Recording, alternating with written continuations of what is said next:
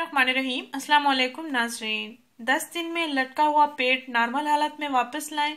लटके हुए पेट की फालतू चर्बी पिघलाएं। जिस्म के तमाम लटके हुए हिस्सों की फालतू चर्बी पिघलाएं। मोटापा और पेट का बढ़ना और फिर पेट का लटक जाना बहुत आम हो गया है। खासतौर पर ज़िचकी के बाद ख़वातीन के पेट का बुरा हाल हो जाता है।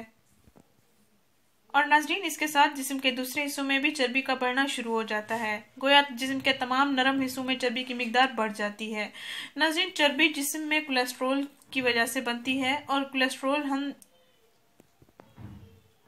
ज़्यादा घी वाले तले हुए खाने इस्तेमाल करते हैं तो जिस्म में कोलेस्ट्रॉल बढ़ जाता है और उस कोलेस्ट्रॉल के बढ़ने की वजह से जिस्म में चर्बी की मिकदार बढ़ जाती है। और नाज़रीन, बहुत से लोग मोटापे, पेट का बढ़ना और जिस्म में चर्बी की मिकदार बढ़ने से बहुत परेशान होते हैं।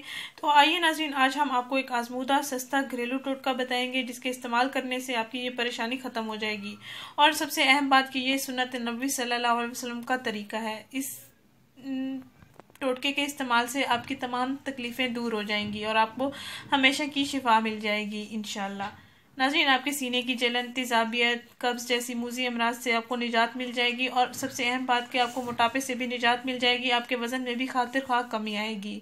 नाज़रीन, आपने करना ये है कि 1 गिलास नीम गर्म पानी ले लें और उसमें 2 चम्मच शहद मिक्स कर लें। अच्छी तरह से मिक्स करने के बाद आपने नाश्ते से 30 मिनट पहले इस मशरूब को पी लेना है।